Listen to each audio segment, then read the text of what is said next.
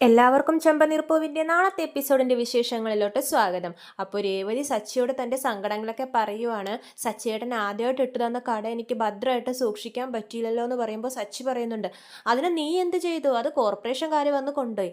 ഈ ഏരിയയിലുള്ള ആളുകളെയൊക്കെ നമുക്കറിയാം, അവരാരും ഇങ്ങനെയൊന്നും ചെയ്യത്തില്ല. ഇത് വേറെ ആരോ കൊടുത്ത പണിയാണ്. എനിക്കതറിയാം, നമുക്കത് കണ്ടുപിടിക്കാം. രേവതി പയ്യെ നീ വിഷമിക്കാതെ ഇരിക്കെ. കട പോയാൽ വീട്ടിൽ അടങ്ങി ഒതുങ്ങി വിഷമിച്ചിരിക്കുമെന്ന് വിചാരിച്ചവർക്ക് മുമ്പിൽ നമുക്ക് ഉയർത്തെഴുന്നേറ്റ് കാണിക്കണം. നീ ആദ്യം നിന്റെ സങ്കടങ്ങളൊക്കെ മാറ്റി. ഇപ്പം എന്നെ തന്നെ നോക്ക്, എൻ്റെ കാർ ആദ്യം പോയി, പിന്നെയും വന്നു, പിന്നെയും പോയി, ഓട്ടോ വന്നു, പിന്നെ ലാസ്റ്റ് നീ തന്നെ എനിക്ക് കാർ മേടിച്ച് തന്നില്ലേ? അതുപോലെ തന്നെയാണ് ജീവിതം. ഇത് പോയാൽ ഇതിനേക്കാളും വളരെ നല്ലത് നമ്മുടെ ജീവിതത്തിൽ നമ്മളെ തേടി വരും. അതുകൊണ്ട് നീ ഒന്നും വിഷമിക്കേണ്ട രേവതി, ആദ്യം ഈ ഭക്ഷണം കഴിക്കുമെന്ന് പറഞ്ഞ് സച്ചി രേവതിയെ സമാധാനിപ്പിക്കുവാണ് കേട്ടോ. എന്നിട്ട് സച്ചി രേവതിക്ക് വളരെ സ്നേഹത്തോടെ ഭക്ഷണമൊക്കെ വായിലിട്ട് കൊടുക്കുന്നുണ്ട്. പിന്നെ കാണിക്കുന്നത് പിറ്റേ ദിവസം രാവിലെ ചന്ദ്ര ഇങ്ങനെ രേവതി അന്വേഷിച്ച് നടക്കുവാണ്. രേവതി രേവതി എവിടെ പോയി ഇവള്? മനുഷ്യന് കാപ്പി ഇതുവരെ കിട്ടിയില്ലല്ലോ, എത്ര നേരമായി? രേവതി മുകളിൽ ടെറസിൽ കിടന്നുറങ്ങുന്ന കാര്യം ചന്ദ്രക്ക് അറിയില്ലല്ലോ. ചന്ദ്ര ഇങ്ങനെ അന്വേഷിച്ച് നടക്കുവാണ്. അപ്പോൾ ശ്രുതി വരും. ശ്രുതിയോട് ചോദിക്കുന്നുണ്ട്, ശ്രുതി നീ രേവതിയെ കണ്ടോ? നീ കാപ്പി കുടിച്ചോ? അപ്പോൾ പറയും, ഇല്ല ആൻറ്റി, എനിക്ക് കാപ്പിയൊന്നും കിട്ടില്ല എന്ന് പറയുമ്പോൾ ശ്രുതി പറയുന്നുണ്ട്, അമ്മ ഞാൻ രാവിലെ എഴുന്നേറ്റു, പക്ഷെ എനിക്കും ഇതുവരെ കാപ്പിയൊന്നും കിട്ടിയിട്ടില്ല. അടുക്കളയുടെ സൈഡിലൊക്കെ പോയി നോക്കിയപ്പോൾ രേവതിയെ കണ്ടില്ല എന്ന് പറയുമ്പോഴേക്കും ചന്ദ്ര പറയും, ഇവളിത് എവിടെ പോയി? ഇന്നാണെങ്കിൽ പാത്രങ്ങളൊക്കെ അടുക്കളയിൽ അങ്ങനെ കൂടി കിടക്കുന്നുണ്ട്, ഇവളെ കാണാനുമില്ല, എവിടെ പോയാവോ എന്ന് ചോദിക്കുമ്പോഴേക്കും രേവതിയെ മുകളിൽ നിന്ന് ഇറങ്ങി വരുവാണേ ചന്ദ്ര. അപ്പം അത് കണ്ട് ഇങ്ങനെ നോക്കുവാണ് രേവതിയെ. രേവതിയെ കാണുന്നതും ചന്ദ്രക്ക് ദേഷ്യം വരുവേ. ചന്ദ്ര പറയുന്നുണ്ട്, ഇത് എവിടെ പോയി കറങ്ങി വരുവാടി എന്ന് ചോദിക്കുമ്പോഴേക്കും രേവതി പറയും, ഞാൻ ഇപ്പോഴാണ് മോളിൽ നിന്ന് ഉറക്കത്തിൽ നിന്ന് എഴുന്നേറ്റ് വരുന്നത്, അത് കണ്ടിട്ട് എവിടെ നിന്ന് കറങ്ങി വരുവാണെന്നാണോ ചോദിക്കുന്നതെന്ന് പറയുമ്പോൾ ചന്ദ്രക്ക് ദേഷ്യം വരും. അവളുടെ നാക്കിൻ്റെ നീളം കണ്ടില്ലേ? ചോദിക്കുന്ന വർത്താനം കേട്ടില്ലേ? ബാക്കിയുള്ളവൻ ഇവിടെ എഴുന്നേറ്റിട്ട് എത്ര നേരമായി എന്നറിയോ? ഒരു ഗ്ലാസ് കാപ്പി കൂടി കുടിച്ചിട്ടില്ല. അവൾ നോക്കി ഇപ്പം എഴുന്നേറ്റ് ആടി തിമിർത്ത് വരുന്നേ ഉള്ളൂ. നിന്നോട് ആരാ മോളിൽ പോയി കിടക്കാൻ പറഞ്ഞതെന്ന് ചോദിക്കുമ്പോഴേക്കും രേവതി പറയും, എവിടെ കിടന്നാൽ എന്താ, ഇന്ന് കുറച്ച് താമസിച്ചു പോയി, അതുകൊണ്ടാണെന്ന് പറയുന്നുണ്ട്. അപ്പോൾ ചന്ദ്ര പറയുന്നുണ്ട്, ഓ പൂക്കട ഉണ്ടായിരുന്നപ്പോൾ വെളുപ്പിനെ 4 മണിക്ക് എഴുന്നേറ്റ് പണിയെല്ലാം തീർത്ത് നീ ഓടുമല്ലോ, ഇപ്പം എന്താ നിനക്ക് പണിയെടുക്കാനൊന്നും വയ്യേ? ബാക്കിയുള്ളവർ പണിയെടുക്കണം വേണ്ടിയിട്ടാണോ നീ ഇങ്ങനെ ചെയ്യുന്നത്? ഞങ്ങളൊക്കെ എഴുന്നേറ്റിട്ട് ഒരു ഗ്ലാസ് ചായ പോലും ഇതുവരെ കിട്ടിയിട്ടില്ല, നിനക്ക് എന്താ നിന്റെ പ്രശ്നം എന്നൊക്കെ രേവതിയോട് ചൂടാവുകയാണ്. അപ്പോൾ രേവതി പറയുന്നുണ്ട്, ഒരു ദിവസം ഞാൻ എഴുന്നേക്കാൻ താമസിച്ചു പോയതിനാണോ ഇത്? വേറെ ആരും അമ്മക്ക് എന്താ ചായ ഇട്ട് തരൂലേ എന്നൊക്കെ രേവതി ചോദിക്കുന്നുണ്ട്.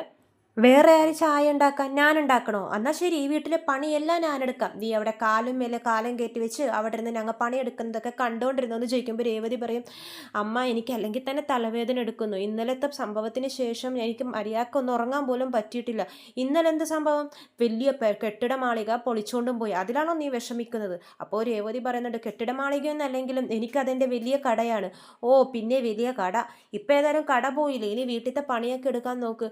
നീ എന്ത് മനത്തിന് വേണ്ടിയിട്ടൊന്നുമല്ലോ ഉണ്ടാക്കിയത്? എൻ്റെ ബാക്കി 2 മരുമക്കൾ പണിക്ക് പോകുന്നുണ്ട്, അത് കണ്ടിട്ട് ഇത് കയറിയിട്ടല്ലേ നീയും പൂക്കടയിട്ട് അവിടെ ഇരുന്നത്? അപ്പോൾ തന്നെ ശ്രുതി പറയും, ഞാനും അത് ആലോചിച്ചു, ഒരു പ്രോപ്പർ റൂൾസ് ഒന്നും ഫോളോ ചെയ്യാണ്ട് ഇങ്ങനെ ഒരു കടയിട്ട് ആരെങ്കിലും ചോദിക്കൂലെന്ന് ഞാൻ ഓർത്തിരിക്കുമായിരുന്നു. അപ്പോൾ തന്നെ കോർപ്പറേഷൻകാർ വന്ന് കൊണ്ടുപോവുകയും ചെയ്തു എന്ന് പറയുന്നുണ്ട് ശ്രുതി. അപ്പോൾ ചന്ദ്ര പറയുന്നുണ്ട്, ആര് കംപ്ലൈൻറ്റ് കൊടുത്താലും ശരി, നമുക്ക് അതേതായാലും നല്ലതായി എന്ന് പറയുമ്പോൾ രേവതി ചോദിക്കും, എൻ്റെ കട പോയതപ്പോൾ നല്ലതാണോ? പിന്നെ അല്ലാതെ കണ്ടവരൊക്കെ വീട്ടിൽ കയറി വന്ന് പൂക്കാരി അമ്മ അമ്മ പൂത എന്നൊക്കെ പറഞ്ഞ് എന്നെ അപമാനിക്കുമല്ലേ? പൂക്കടക്കാണെങ്കിൽ എൻ്റെ പേരും. ദൈവം എൻ്റെ സങ്കടം കണ്ടു, അതുകൊണ്ടാണ് ആ കട മൊത്തത്തിൽ അങ്ങോട്ട് എടുത്തോണ്ടും പോയി എന്ന് പറഞ്ഞ് രേവതിയെ പുച്ഛിക്കുവാണ്. അപ്പോഴേക്കും സച്ചിയും മോളിൽ നിന്നും ഉറക്കം കഴിഞ്ഞ് എഴുന്നേറ്റ് വരുവാണ്. കംപ്ലൈൻറ്റ് കൊടുത്തത് ആരാന്നൊക്കെ താമസിയാതെ ഞാൻ കണ്ടുപിടിക്കും. എന്തിനാ രേവതി രാവിലെ തന്നെ ചീത്ത പറയുന്നതെന്ന് ചോദിക്കുമ്പോൾ ചന്ദ്ര പറയുന്നുണ്ട്, നേരം വെളുത്തിട്ട് ഇത്ര നേരമായി, ഇവൾ ഈ വീട്ടിൽ ഒരു പണി കൂടി എടുത്തിട്ടില്ല എന്ന് പറയുമ്പോൾ സച്ചി പറയുന്നുണ്ട്, എന്താ രേവതി തന്നെ പണിയെടുക്കണോ? ഈ പാലറെടുത്തിൻ്റെ കയ്യിൽ എന്താ മൈലാഞ്ചിട്ടിരിക്കുവാണോ? അവർക്കൊക്കെ പണി എടുത്തോടെ എന്ന് ചോദിക്കുമ്പോഴേക്കും ചന്ദ്ര പറയും, പിന്നെ അവരൊക്കെ പണിക്ക് പോയി സമ്പാദിക്കുന്നവരാണ്, നിന്റെ ഭാര്യയെപ്പോലെ ഇവിടെ ആരും വെറുതെ ഒന്നും ഇരിക്കുന്നില്ല. അപ്പോൾ ശ്രുതി പറയും, എത്ര നേരം ഞാനൊരു കാപ്പിക്ക് വേണ്ടി വെയിറ്റ് ചെയ്യുന്നതെന്ന് അറിയുമോ എന്ന് പറയുമ്പോഴേക്കും സച്ചി പറയും, എടാ നിനക്ക് കാപ്പി വേണമെങ്കിൽ നിന്റെ ഭാര്യയോട് പറ, നിനക്ക് പണിക്കൊന്നും പോകാനില്ലല്ലോ, നിനക്ക് എന്താ ആവശ്യമുണ്ടെങ്കിലും നിന്റെ ഭാര്യയോട് പറ, അല്ലാതെ എൻ്റെ ഭാര്യയോടല്ല പറയേണ്ടതെന്ന് സച്ചി ചീത്ത പറയുന്നുണ്ട്. അപ്പോൾ തന്നെ ശ്രുതി പറയുന്നുണ്ട്, ഞങ്ങൾക്ക് വേണ്ടി ആരും ഇനി കാപ്പിയൊന്നും ഇടണ്ട, ഞങ്ങൾ പുറത്ത് പോയി കുടിക്കുകയും കഴിക്കുകയൊക്കെ ചെയ്തോളാം എന്ന് പറഞ്ഞ് അവർ പോകുവാണ്. അപ്പോൾ തന്നെ ചന്ദ്രക്ക് ദേഷ്യം വരുവേ. ചന്ദ്ര പറയും, സമാധാനമായല്ലോടി നിനക്ക്? പണിയെടുക്കാൻ പറ്റില്ലെങ്കിൽ അത് പറയണം. അല്ലാതെ ഇങ്ങനെ ഭർത്താവിനെ കൊണ്ടുവന്ന് സപ്പോർട്ട് നിന്ന് ഞങ്ങളെ കൊണ്ട് ചീത്ത കേൾപ്പിക്കുകയല്ല വേണ്ടത്. ഇത്രയും നാളെ നീ തന്നെയല്ലേ പണിയെടുത്തോണ്ടിരുന്നത്. ഇനി അവരവർക്ക് ആവശ്യമുള്ളത് അവരവർ ചെയ്തോളാം. റാണി എന്തിനും ഇങ്ങോട്ടേക്ക് എഴുന്നേറ്റ് വന്നത്? പോയി കിടന്നുറങ്ങാൻ നോക്കുന്ന. അച്ഛൻ നടന്നു വരുമ്പോഴേക്കും അദ്ദേഹത്തിനോടും ചായ ഉണ്ടാക്കി കുടിക്കാൻ ഞാൻ പറഞ്ഞോളാം എന്നൊക്കെ പറയുന്നുണ്ട്. അപ്പോൾ രേവതി പറയുന്നുണ്ട്, ഇല്ല അമ്മ, ഞാൻ ഇപ്പം തന്നെ ഉണ്ടാക്കിക്കൊണ്ടിരാന്ന് പറയുമ്പോൾ സച്ചി ചീത്ത പറയും. നിക്ക് രേവതി, നീ എന്താ ആൾക്കാർക്ക് ചായ ഉണ്ടാക്കി കൊടുക്കാൻ വേണ്ടി ഇവിടെ ഹോട്ടലാണോ നടക്കുന്നത്? അവരവർക്ക് ആവശ്യമുള്ളത് അവരവരുണ്ടാക്കി കുടിക്കട്ടെ, അച്ഛൻ്റെ കാര്യം മാത്രം നീ നോക്കിയാൽ മതി എന്ന് പറയുമ്പോൾ രേവതി പറയും, ഇല്ല, ഞാനിപ്പോൾ വീട്ടിൽ വെറുതെ ഇരിക്കുന്നതല്ലേ, എനിക്കായിട്ടൊരു വരുമാനം ഇല്ലല്ലോ, എനിക്ക് ഈ വീട്ടുപണിയെങ്കിലും ഞാൻ ചെയ്ത് വിട്ടിരുന്നോളാം, എനിക്ക് വേറൊന്നും ആഗ്രഹിക്കാൻ നിവൃത്തിയില്ല എന്നൊക്കെ രേവതി വിഷമിക്കുവാണ്. ഞാൻ കാരണം പണിക്ക് പോകുന്നവരുടെ സമയമൊന്നും പോകാൻ നിൽക്കരുത്, പോകണ്ട, ഞാൻ ചെയ്തോളാം എല്ലാം എന്നൊക്കെ പറഞ്ഞ് രേവതി അടുക്കളയിലോട്ട് പണിയെടുക്കാൻ വേണ്ടി പോകുവാണ്. അപ്പോൾ ചന്ദ്ര സച്ചിയോട് പറയുന്നുണ്ട്, ബാക്കിയുള്ളവർ സമ്പാദിക്കുന്ന പോലെ സമ്പാദിക്കാനൊന്നും നിന്റെ ഭാര്യയെ കൊണ്ട് സാധിക്കില്ല, അവളോട് ഇവിടുത്തെ വീട്ടുപണി എടുത്ത് ജീവിക്കാൻ പറയാന്ന് പറയുമ്പോൾ സച്ചി പറയും, നമുക്ക് നോക്കാം, എൻ്റെ രേവതി നല്ല നിലയിൽ എത്തുക തന്നെ ചെയ്യുമെന്ന് പറഞ്ഞ് രണ്ടുപേരും കൂടി അങ്ങോട്ടും ഇങ്ങോട്ടും തർക്കിക്കുവാണ്. എൻ്റെ ഭാര്യ ഉറപ്പായിട്ടും നല്ല നിലയിൽ എത്തുമെന്ന് സച്ചി പറയുമ്പോഴേക്കും ചന്ദ്ര പറയും, നീ പോടാ, വെറുതെ ആ വായം വെച്ച് ഓരോന്നും പറഞ്ഞുകൊണ്ടിരിക്കുകയെന്ന് പറയുമ്പോഴേക്കും സച്ചി പറയും, നമുക്ക് കാണാം, വെയിറ്റ് ചെയ്യുന്നൊക്കെ പറയുന്നുണ്ട്. പിന്നെ കാണിക്കുന്നത് സച്ചിയുടെ ടാക്സി സ്റ്റാൻഡാണ്. സച്ചി തൻ്റെ സുഹൃത്തുക്കളോട് തൻ്റെ സങ്കടങ്ങളൊക്കെ പറയുവാണ്. രേവതിയുടെ പൂക്കട ആരോ കംപ്ലൈൻറ്റ് കൊടുത്തപ്പോഴേക്കും കോർപ്പറേഷൻകാർ കൊണ്ടുപോയെന്ന് പറയുന്നുണ്ട്. അപ്പോൾ അവർ ചോദിക്കും, കംപ്ലൈൻറ്റ് കൊടുക്കാനോ? ആര് കംപ്ലൈൻറ്റ് കൊടുത്തു? അറിയില്ലടാ, പുറത്തൊന്നും ആരും ആയിരിക്കില്ല, വീട്ടിനുള്ളിലുള്ളവരെ തന്നെയാണ് എനിക്ക് സംശയം എന്നൊക്കെ സച്ചി പറയുന്നുണ്ട്. എന്നാലും അത് ആർക്കും ഒരു ശല്യമില്ലാതെ അവിടെ ഇരിക്കുന്ന കട അതിങ്ങനെ കംപ്ലൈൻറ്റ് കൊടുത്ത് പൂട്ടിക്കാൻ മാത്രം എന്ത് ദേഷ്യമാണ് രേവതിയോട് ഉള്ളതെന്നൊക്കെ സച്ചി ചോദിക്കുമ്പോഴേക്കും, ഞങ്ങളുടെ ഉയർച്ച ആർക്കും ഇഷ്ടമല്ലല്ലോ, ഞങ്ങളുടെ തകർച്ച ആഗ്രഹിക്കുന്നവരുടെ മുമ്പിൽ എനിക്ക് ഉയർന്ന് തന്നെ കാണിക്കണം, രേവതിയുടെ സങ്കടം എനിക്ക് സഹിക്കാൻ പറ്റുന്നില്ലടാ, എന്തെങ്കിലും ചെയ്യണം എന്നൊക്കെ ആലോചിക്കുവാണ്. രേവതിക്ക് ഒരു AC ഷോറൂം ഇട്ട് കൊടുത്താലോ എന്ന് ചോദിക്കുമ്പോൾ കൂട്ടുകാരൊക്കെ പറയുന്നുണ്ട്, പൂ മേടിക്കാൻ ആരെങ്കിലും AC ഷോറൂമിൽ കയറോടാ, അതൊക്കെ എല്ലാവരും സാധാരണ ചെറിയ കടയിൽ നിന്നല്ലേ മേടിക്കുള്ളൂ എന്ന് പറയുമ്പോഴേക്കും സച്ചി പറയും, എന്തെങ്കിലും ചെയ്യണോടാ, എനിക്ക് അവരുടെ സങ്കടം കാണാൻ പറ്റുന്നില്ല എന്ന് പറയുമ്പോൾ വേറൊരു സുഹൃത്ത് പറയും, മാർക്കറ്റിൽ എന്നാൽ ഒരു കട നോക്കിയിട്ടാലോ? ഏയ് അതൊന്നും വേണ്ട, രേവതിക്കായിട്ട് സ്വന്തമായിട്ടൊരു പേരുണ്ട്, മാർക്കറ്റിൽ പോയാൽ 10 കട മാത്രമായിരിക്കും രേവതിയുടെ, അതൊന്നും വേണ്ട എന്നൊക്കെ സച്ചി പറയുന്നുണ്ട്. അപ്പോഴേക്കും സച്ചിയുടെ ഒരു സുഹൃത്തിനൊരു ഫോൺ വരുവേ. അയാളുടെ ഭാര്യ എപ്പം നോക്കിയാലും ഓൺലൈനിൽ ഓരോ സാധനം ബുക്ക് ചെയ്തുകൊണ്ടിരിക്കുവാണ്. ഇതിന് ഈ കൂട്ടുകാരൻ ചീത്ത പറഞ്ഞുകൊണ്ടിരിക്കുകയാണ്.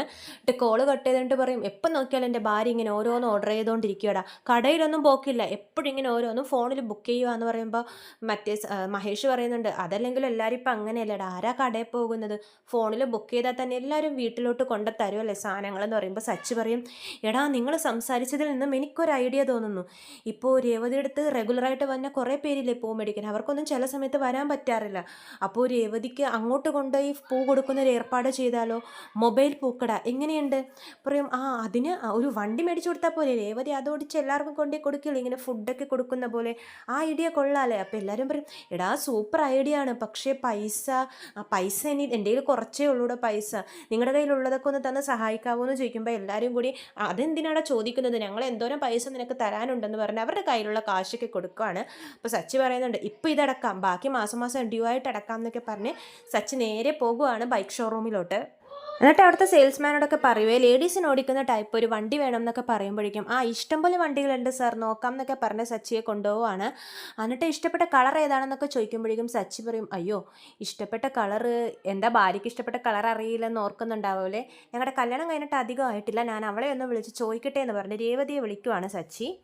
അപ്പോൾ രേവതി ഫോൺ എടുത്തിട്ട് ചോദിക്കും, എന്താ സച്ചി ഏട്ടാന്ന് ചോദിക്കുമ്പോൾ, നിനക്ക് ഇഷ്ടപ്പെട്ട കളർ ഏതാന്ന് ചോദിക്കുമ്പോഴേക്കും രേവതി പറയുന്നുണ്ട്, ഓ കട പോയി എന്ന് പറഞ്ഞ് വിഷമിച്ചിരിക്കുന്നുണ്ട് 2 സാരി മേടിച്ചു തരാമെന്ന് ഓർത്തിട്ടുണ്ടാവൂലേ, അതിനാണോ? എനിക്കിപ്പോൾ സാരി ഒന്നും വേണ്ട, എന്നിട്ട് വേണം അമ്മ വീണ്ടും ചീത്ത പറയാൻ, ഭാര്യ ഇനി സാരി ഉടുപ്പിച്ച് ഇവിടെ വെറുതെ ഇരുത്തിക്കോ എന്നൊക്കെ പറയും വേണമെങ്കിൽ എന്ന് പറയുമ്പോൾ സച്ചി പറയും, നീ കളർ ഏതാന്ന് പറ, സാരിക്കൊന്നും അല്ല, സാരി മേടിച്ചാൽ നിൻ്റെ വിഷമം അപ്പോൾ മാറും എന്നൊക്കെ ചോദിക്കുമ്പോൾ രേവതി പറയുന്നുണ്ട്, എനിക്ക് സാരിയും വേണ്ട ഒന്നും വേണ്ട സച്ചി ഏട്ടാ, കുഴപ്പമില്ല എന്ന് പറയുമ്പോൾ, ഭക്ഷണം കഴിക്കാൻ വരൂല എന്നൊക്കെ ചോദിക്കുമ്പോൾ സച്ചി പറയും, കളർ പറ രേവതി എന്ന് പറഞ്ഞ് വാശി പിടിക്കുമ്പോൾ രേവതി പറയുന്നുണ്ട്, എനിക്ക് കനകാമ്പര കളർ ഇഷ്ടമാണ് സച്ചി ഏട്ടാ എന്ന് പറയുമ്പോഴേക്കും സച്ചി അവിടെ കനകാമ്പര കളറിലൊരു സ്കൂട്ടർ കാണുവേ. അപ്പോൾ കോള് കട്ട് ചെയ്യും. എന്നിട്ട് പറയും, ഈ വണ്ടി ഓക്കെ, ഇതിൻ്റെ ബാക്കിലൊരു പെട്ടിയൊക്കെ ഫിറ്റ് ചെയ്യണം. അപ്പോൾ പറയും, എത്ര രൂപയാവുമെന്ന് പറയുമ്പോഴേക്കും അയാൾ പറയും, വാ നമുക്ക് അകത്ത് പോയി സംസാരിക്കാം റേറ്റിൻ്റെ കാര്യങ്ങളൊക്കെ. അപ്പോൾ പറയും, എനിക്കിപ്പോൾ പകുതിയെ കെട്ടാൻ പറ്റത്തുള്ളൂ, ബാക്കി EMI ആയിട്ടൊക്കെ ലോൺ ആയിട്ട് അടക്കാമെന്നൊക്കെ പറയുമ്പോഴേക്കും, അതൊക്കെ സാരമില്ല, അകത്തോട്ട് വാ നമുക്ക് സംസാരിക്കാം എന്നൊക്കെ പറഞ്ഞ് അവരകത്ത് പോയി ബാക്കി ഡീറ്റെയിൽസൊക്കെ സംസാരിക്കും. സംസാരിക്കുവാണ്.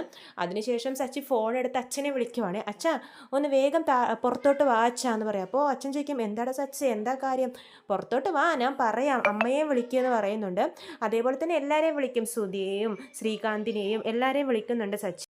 രേവതിയെ വിളിച്ച് പുറത്തോട്ട് വാ രേവതി എന്ന് പറയുമ്പോൾ എന്തിനാന്ന് ചോദിക്കുമ്പോഴേക്കും സച്ചി ഒന്നും പറയുന്നില്ല. പുറത്തോട്ട് വാ പറയാം എന്നൊക്കെ പറഞ്ഞ് സച്ചി അങ്ങനെ ഗേറ്റിൻ്റെ അവിടെ ഇങ്ങനെ നിൽക്കുവാണ്. ഇത്രയും കാണിച്ചിട്ടാണ് നാളത്തെ എപ്പിസോഡ് നിർത്തുന്നത്. അപ്പോൾ ചെമ്പനീർ പൂവിൻ്റെ കൂടുതൽ വിശേഷങ്ങൾ ഞാൻ എൻ്റെ ചാനലിലൂടെ അപ്ലോഡ് ചെയ്യുന്നതാണ്. ചാനൽ സബ്സ്ക്രൈബ് ചെയ്യാത്തവരുണ്ടെങ്കിൽ സബ്സ്ക്രൈബ് ചെയ്യണേ. വീഡിയോ ഇഷ്ടമായെങ്കിൽ ലൈക്ക് ചെയ്യാനും മറക്കരുത്. എല്ലാവർക്കും നന്ദി.